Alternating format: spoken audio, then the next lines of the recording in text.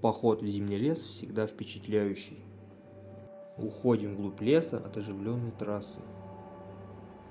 Разведка новых территорий всегда сулит открытие и увлекательные путешествия.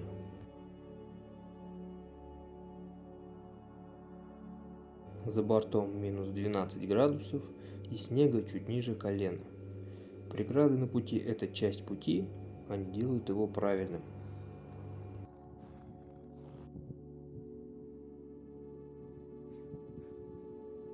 Есть прожектор, а во-вторых, у меня есть повербанк.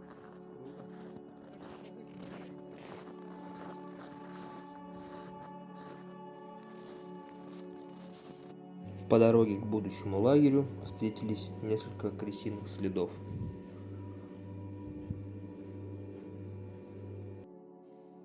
Нами было принято решение обустроить лагерь около поваленных кем-то сосен. Работать острой пилой – одно удовольствие. Настало время запалить обратный костер.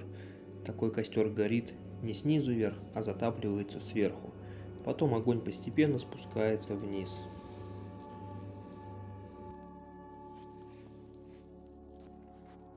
Также устанавливаем рефлектор для костра, который будет дополнительным освещением и защитит нас от ветра и также от дикого зайца.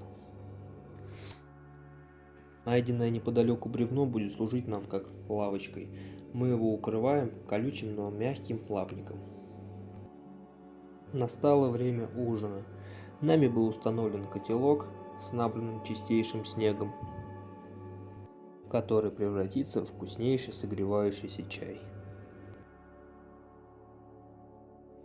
Лес дает нам возможность учиться, смотреть на себя со стороны. И уж точно учит нас действовать. Лес дает нам силу и энергию.